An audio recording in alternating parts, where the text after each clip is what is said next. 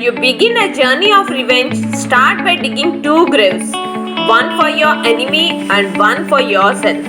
Revenge is always the weak pleasure of a little and narrow mind. Mahabharat के कुछ ऐसे रोचक किस्से हैं जिसके बारे में कई लोग नहीं जानते हैं। इसी में एक है जयद्रथ के वध की कहानी। दरअसल जयद्रथ कौरवों की बहन दुशाला के पति था और उसका वध अर्जुन के हाथों में हुआ था। जयद्रथ को अपने पिता वृद्धाक्षत्र से एक वरदान मिला था कि जयद्रथ का सिर जमीन पर गिराने वाले शख्स का मस्तक भी उस समय जबरदस्त विस्फोट होगा और वह भी मारा जाएगा।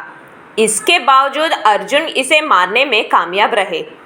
इसके पीछे एक बेहद दिलचस्प कहानी है। खास बात यह है कि जयद्रथ की दुश्मनी युद्ध के काफी पहले से ही पांडवों के साथ शुरू हुई थी। कौरवों की बहन दुशाला से शादी करने से जयद्रथ पांडवों को भी रिश्तेदार बन गया था। पांडव जब चौसर के खेल में अपना सब कुछ हारकर 12 साल का वनवास काट रहे थे, उसी समय उनका सामना जयद्रथ से हुआ। एक दिन जयद्रथ उसी जंगल से गुजर रहा था जहां पांडव रह रहे थे। पांडवों के पत्नी द्रौपदी को जयद्रथ ने नदी के किनारे से लौटते हुए दिखा। द्रौपदी के सौंदर्य से मुग्ध हुए जयद्रथ उनको अपने साथ हरण कर ले जाने की कोशिश किया। पांडवों को इस बात की सूचना मिली और वहां पहुंच गए। भीम उस वक्त इतने गुस्से में थे कि जयद्रथ का वध करने ही वाला था, लेकिन अर्जुन ने उसको दुशाला का पति होने के कारण भीम को रोक दिया। फिर भी भीम जयद्रथ को ना मारते हुए जयद्रथ के बाल मूंड दिए और 5 चोटियां छोड़ दी।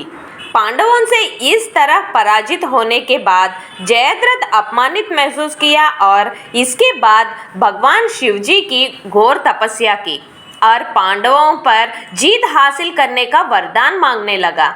भगवान शिवजी जयद्रथ के सामने प्रकट हुए और कहा कि पांडवों से जीतना या उन्हें मारना किसी के बस में नहीं है, लेकिन जीवन में एक दिन वह किसी युद्ध में अर्जुन को छोड़ बाकी सभी भाइयों पर भारी पड़ेगा।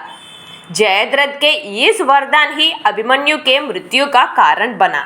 जयद्रथ ने ही अभिमन्यु को चक्रव्यूह में फंसाकर मारने की योजना बनाई थी। अभिमन्यु युद्ध करते करते चक्रव्यूह में प्रवेश कर रहा था और उनके पीछे भीम सहित बाकी 3 पांडव भाई चक्रव्यूह में प्रवेश करने ही वाले थे। जयद्रथ के वरदान के कारण जयद्रथ ने अकेले ही चाल पूर्वक इन 4 पांडव भाइयों को चक्रव्यूह के बाहर ही रोककर युद्ध करने लगा और अभिमन्यु अकेला अंदर गया। अर्जुन इस बात से अनजान होने से युद्ध करते करते काफी दूर निकल गए थे। ऐसे में उनके लौटने तक बहुत देर हो चुकी थी और कौरव अपना काम कर चुके थे। बहुत समय बाद अर्जुन को अपने बेटे अभिमन्यु के मारे जाने की खबर मिली। इस बात पर दुखित हुए अर्जुन शपथ लिया कि अगले दिन वे जयद्रथ का या तो शाम तक वध कर देगा या फिर अग्नि में खुद समाधि ले लेंगे। अगले दिन श्री कृष्ण के माया से अर्जुन जयद्रथ का वध करने में कामयाब रहे। अर्जुन की शपथ के बारे में जानकर कौरव जयद्रथ को दिन भर छुपाने में कामयाब रहे। कौरव जानते थे कि अगर जयद्रथ नहीं मारा गया तो अर्जुन अपने आप समाधि ले लेंगे और उसका फायदा उन्हें युद्ध में मिलेगा। श्री कृष्ण ने जब देखा कि सूर्यास्त होने वाला है तो जयद्रथ नहीं दिखने से अर्जुन उनका वध नहीं कर पाएगा, जिससे वह अग्नि समाधि ले लेंगे। यह ना होने के लिए श्री कृष्ण ने एक माया रची। श्री कृष्ण अपने माया से सूर्य को बादलों से इस प्रकार ढक दिया। शाम हो गया समझकर जयद्रथ अर्जुन उन्हें नहीं मार पाया तो आत्मार्पण करेंगे समझकर अर्जुन के रथ के ठीक सामने आकर अर्जुन पर मजाक करने लगा। श्री कृष्ण फिर एक बार अपनी माया दिखाई और सूर्य बादलों से बाहर आ गया।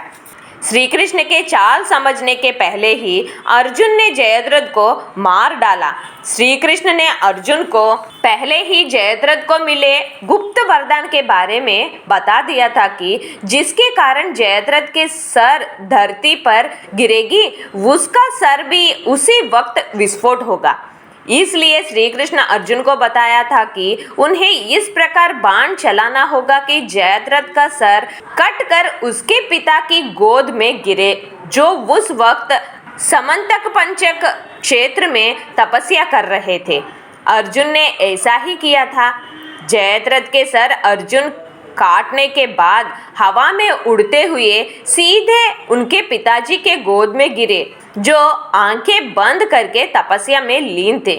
कुछ तो गोद में गिरने से जयद्रथ के पिता आंखें खोलकर गोद में सर देखकर घबराहट में बिना कुछ सोच समझे उसे पृथ्वी पर गिरा दिया, जिसके कारण वे भी मारे गए।